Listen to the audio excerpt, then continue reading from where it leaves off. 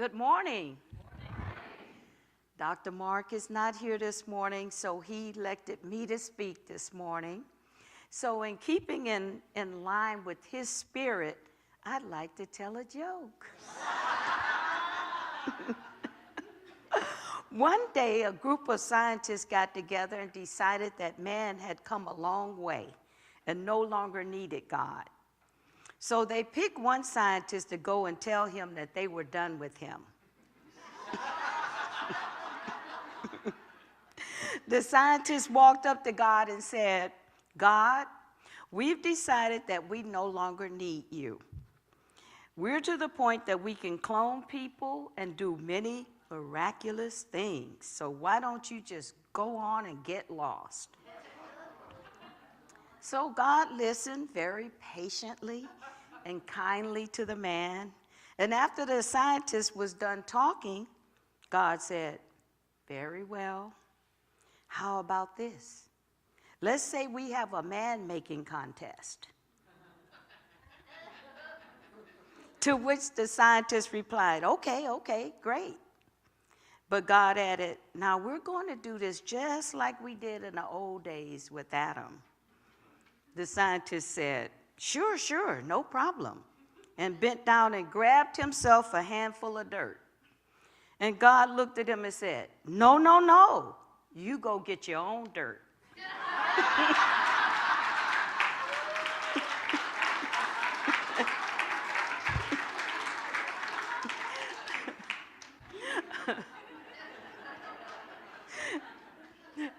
Doesn't it feel good to laugh? You'll notice how laughter takes us into the present moment, and it shifts our attention away from the past and the future and engages us totally in the now moment. Now, I love Eckhart Tolle's quote on this. It goes, always say yes to the present moment. What could be more futile, more insane than to create inner resistance to what already is? What could be more insane than to oppose life itself, which is now and always now? Surrender to what is. Say yes to life and see how life suddenly starts working for you rather than against you. Today, let's examine how we can let go of control of others, let go of anger, let go of toxic relationships, frustration, bitterness, resentment, and feelings of unforgiveness, which all have their roots in fear. And I had to look within on this one. To tell the truth, a pet peeve of mine is when people are late. I've had to release judgment, which went something like this. Well, they know there's a lot of traffic in LA, so they should plan for it. Or maybe they should set their clocks. Or maybe they need to learn time management. Or I was thinking, if I can juggle all these jobs, they can at least be on time for one. Now, what did this do for me?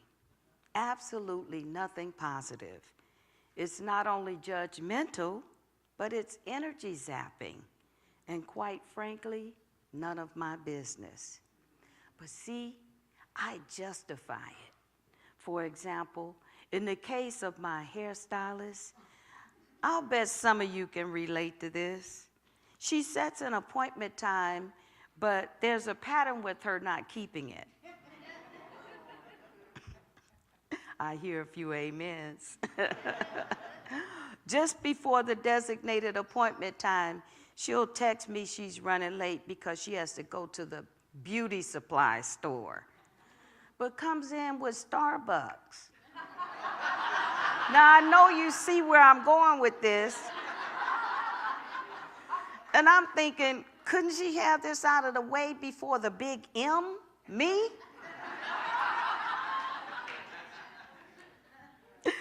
Now I know she's my teacher, because I had to let go. to let go of this idea that I can control the universe and people and their schedules.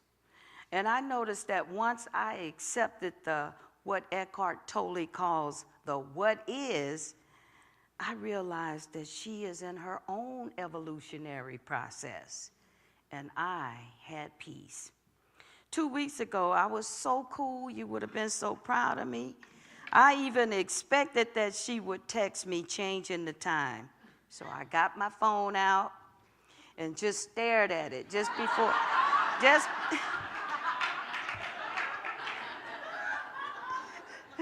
just before the designated time. And sure enough, the text came through, changing the time by 15 minutes. But I had changed. I smiled and texted back, okay. I had no angst because I had accepted that she was going to do this, number one, and I had accepted the what is. So I displayed an energy of surrender. And this is just one area of letting go of control. Sometimes we're holding on to toxic relationships, past hurts, hate, resentments, judgment, unforgiveness, and we just need to let go for our own sanity and for peace. And every moment is an opportunity, a chance to let go and feel peaceful. Can you let go? Don't allow history to rob you of your destiny. I recently read a story on CNN's website about DNA evidence freeing two brothers convicted of murder. Henry McCollum and Leon Brown, they walked out of prison after DNA evidence implicated someone else in the rape and murder of a North Carolina child 30 years ago. McCollum was 19 at the time of his arrest, and now he's 50. McCollum said upon release, "Ain't no anger in my heart. I forgive those people." And he went on to say that he didn't like what they had done to him and his brother because they took 30 years from him for no reason, but he did not hate them. Wow, what a magnificent soul. And many of us hold anger over being cut off in traffic, someone forgetting our birthday, or someone owing us money, or breaking up with us 10 years ago. Are you holding on to anger, past hurts, or bitterness? Remind yourself that anger hurts you more than the person it's directed towards. Take responsibility. You have the power, and you can let go and recreate. It's totally your call to feel better, to be healthy, and have a healthy attitude. First, ask yourself, do you want to feel better? Can you let go? Or do you want to be that broken, sour person stuck in a spiral of emotional pain, full of agitation, hostility, complaints, and blame? You can set the intention to be free, to release the resentment and feelings of unforgiveness. Forgiveness is a state of grace that will free you. A Stanford research study showed that forgiveness is significantly a way to decrease stress, rage, and psychosomatic symptoms. There is a mind-body connection. And I believe resentments can cause health issues and age you prematurely. Don't carry around a lifetime of old wounds. Don't drag them into the present moment. reliving pain and measuring relationships against your past pain. This is fear-based and will attract to you more of the same. I was in a counseling session with a male client recently who told me that he cannot move forward after his breakup with his girlfriend of 10 years. I asked him why he can't let go, and he had a list of reasons. So I asked him what he wanted in a relationship. It was apparent that his former girlfriend could not provide what he wanted for himself, and she had moved on after she realized this. But he was still focused on her, wanting her to come back, therefore not allowing space for a willing companion to show up. And he said that when he attempted to date, he was comparing each date to her. I shared with him that the greatest love is when we begin to love ourselves. It all starts within. Other people cannot make you truly and really happy if you cannot be content with yourself. When we learn to be relaxed and satisfied in our own skins, then people are attracted to us. Can you let go? Are you feeling wounded, unappreciated, disrespected? Are you holding on to bitterness? Are you caught up in some he said, she said, and blaming? Take responsibility. You have the power within to let go and recreate. Don't give your power away. Ernest Holmes says, there is a power greater than we are, and we can use it. You can set your intention to be free, to release the resentment. Forgiveness is a state of grace that will free you. There is a mind-body connection. So don't let dis-ease ravish your mind and body. Don't carry around a lifetime of wounds. Don't drag them into the present moment, measuring relationships against your past pain. This is fear-based and will attract to you more of the same. Do a reality check. Ask yourself, wouldn't it be nice to experience emotional freedom? Just as Henry McCollum, who spent 30 years falsely in prison. Compassion. Compassion can shift you beyond anger. Accepting others with their so-called imperfections and limitations will help you to forgive. Can you let go? Have you ever held on to a toxic relationship? You knew you needed to let go, but your fear of being alone stopped you? Relationship manipulation is based in fear and insecurity. If you find yourself constantly quarreling or repeating yourself or having to have the last word, you have control issues.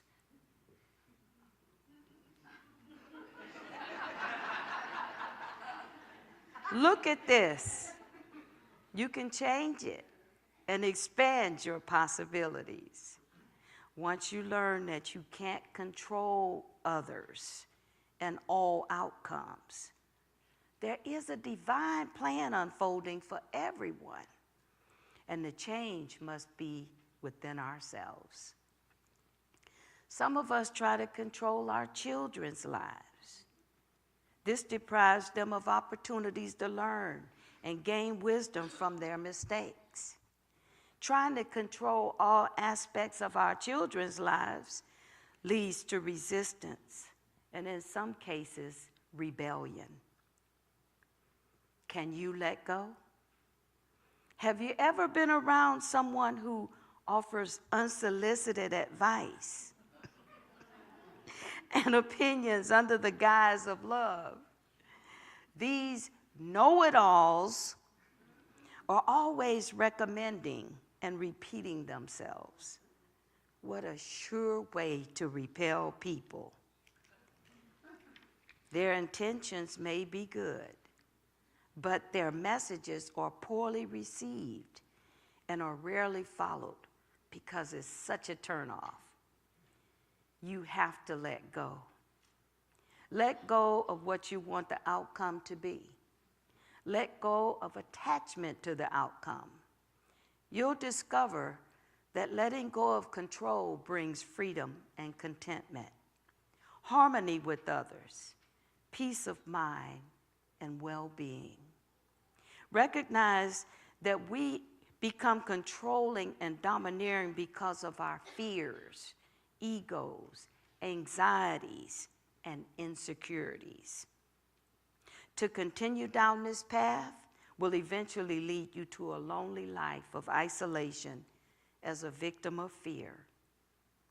Control is the opposite of freedom. And when one seeks to control another, passively or overtly, that person is revealing insecurity.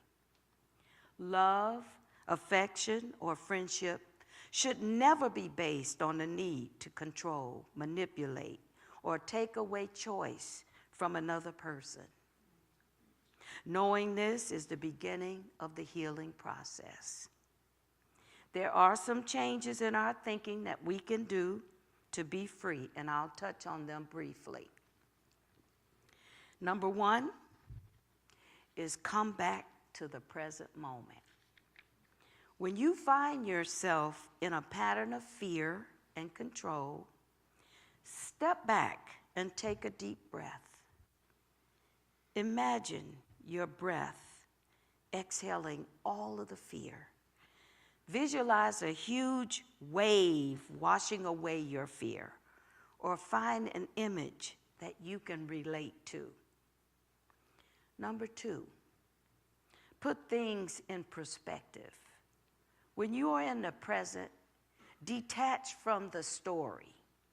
Ask yourself, what is the worst thing that could happen to you? Number three, become self-aware. Observe your thoughts. Have an awareness of being. Practice mindfulness. And when you get all worked up, say to yourself, I'm an infinite being having a human experience. Number four, change your experience. Know you are connected to the infinite whole. Therefore, you are whole, perfect, and complete. You are one with God, a co-creator. Number five, don't let your mind continue to sabotage you. You can heal your fear and let go of control issues. You are part of the all there is. And lastly, number six, have an attitude of gratitude and be grateful. Always express gratitude and appreciation. Being grateful for your ability to observe and heal. The key to happiness is awareness. When we become aware of what's holding us stuck in the past, we can gently bring our thoughts back to the present moment of now. I'm asking you one more time. Can you let go? Affirm that the universe is friendly and that there's nothing to fear. You are a spark of the divine. We need to let go of shaming and judgments. Don't be one of those who realize as they approach the end of their lives that they have regrets. Life is more than work, accumulating money, manipulating relationships, and worrying about what might happen. As a minister, I've been with people who are close to death, and inevitably, they all say the same things, like they wish they had loved more and played more, developed more loving relationships with family and friends instead of fighting and holding grudges. They wish they had traveled more and took more time to smell the roses. Don't be filled with regrets. Let go and let God. Letting go is really a co-creative statement. Ask yourself if you are willing to let go and get a life. Be willing to let go of all the excuses that we have made for our lazy and irresponsible children.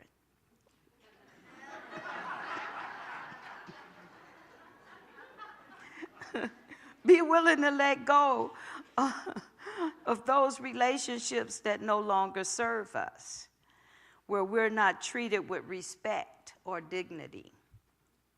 We can let go of a God who is judgmental and angry.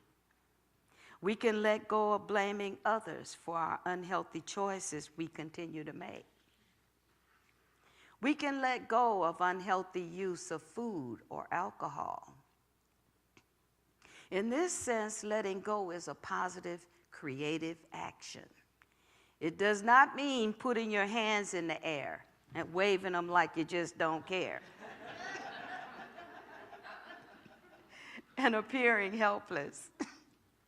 When we stop meddling in other people's stuff and actively involve ourselves in living our lives, then great expectations are made real. And before I go, I'd like to again quote Eckhart Tolle. To end the misery that has affected the human condition for thousands of years, you have to start with yourself and take responsibility for your inner state at any given moment. And that means now. Peace and blessings.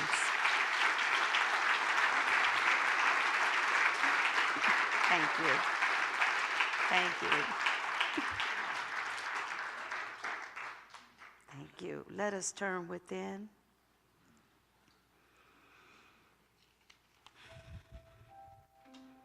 In this eternal moment of now, I align myself with God, the great spirit within. I anchor the kingdom. In this very moment, I hold and embody the vibration of love and forgiveness. In this very moment, I choose to let go of controlling behavior based in fear. I let go of hurts, feelings of unforgiveness that have held me hostage. I am free. I am free. I am free. Free to love unconditionally, without expectation, without fear of the outcome. I embody the peace from this feeling of surrender. And I let go, and I let God fulfill the divine plan for my life and the life of all those who are here and those who are not. For I know that all is working for my highest good, as well as the highest good of all those aspects of the divine whole, known as others. We bless everyone that has come here today with an issue on their hearts. And I know that they can release any feelings of hurt and let go of attachments. We bless all families, this church community. We bless all churches, mosques, temples, and ashrams, all paths to being consciousness. And with a free and grateful heart, I release these words to the law of mind and spirit. And so it is, and so I let it be. And together we say, Amen.